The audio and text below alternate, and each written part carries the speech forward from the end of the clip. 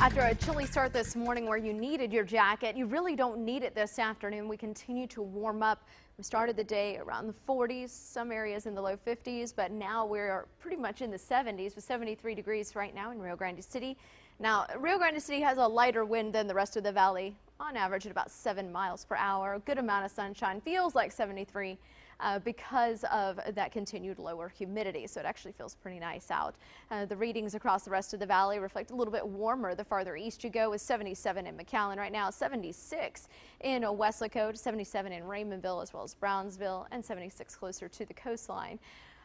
The winds, they are gusting out there, and they're strong as you get closer to the coast. You'll notice wind speeds range anywhere from about 15 up to 22 miles per hour, mainly out of the south, and your wind gusts are a little gusty out there between about 23 and 26 miles per hour. So as the day goes on, these winds will remain elevated for much of the day. You see that blue contour, and that indicates anywhere between 10 and 20 miles per hour, or 9 to 18, with a few gusts. But notice that it's not over Starr County. It's mainly over Hidalgo, Willacy, and Cameron. Eventually tonight, those winds will start to slow down a little bit more. Now, when we look across Texas, there's really not much going on. You do see a big H over there in the bottom corner of the Gulf, and that's basically our stabilizer. It's high pressure. It stabilizes the atmosphere, so that's why we have all this beautiful weather here in Texas today. Pretty much a lot of sunshine everywhere you go. But zooming out, that's really not the case to our north. Up in the upper Midwest and over the Great Lakes, dealing with some snow at this hour and even a few rain showers just exiting Omaha, headed to basically just the Midwest. So going back over the Pacific Northwest, a lot of the rain showers that continue today are over Washington as well as Oregon. Not so much in California, but over the next couple of days they will get a little bit more rain in the local forecast.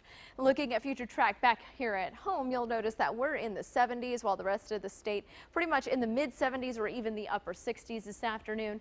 We will see a little bit of fog possible tonight, so be ready for that. It could linger through tomorrow morning for your early morning commute, but by tomorrow afternoon, we're looking at partly sunny skies with temperatures headed to the 80s here in the valley, whereas they'll be in the 50s and 60s elsewhere across the state. Now, notice that even as we roll into Thursday, we're still in the upper 70s and low 80s while the rest of the state gets a bit cooler.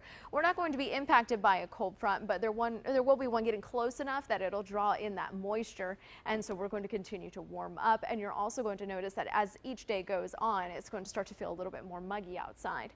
High temperatures right around 3 o'clock, 79 degrees. We're back to 68 for 9 o'clock tonight. And notice that there could be a few clouds in the sky, along with some patchy fog that could develop late tonight and linger through early morning tomorrow. Some of it could be dense, so you really need to pay attention to that fog.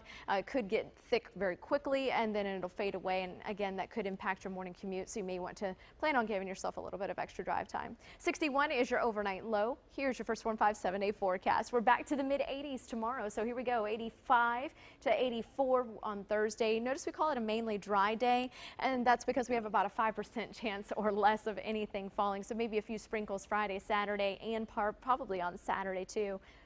Thursday, Friday, Saturday, temperatures will stay in the mid 80s all the way through the early part of next week. Sunday, around a 10 to 20% chance for rain. Really nothing that's going to wash out any plans that you may have outdoors for Super Bowl Sunday. That's your updated First 1 5 forecast. Stay with us. Channel 5 News at noon. We'll be right back.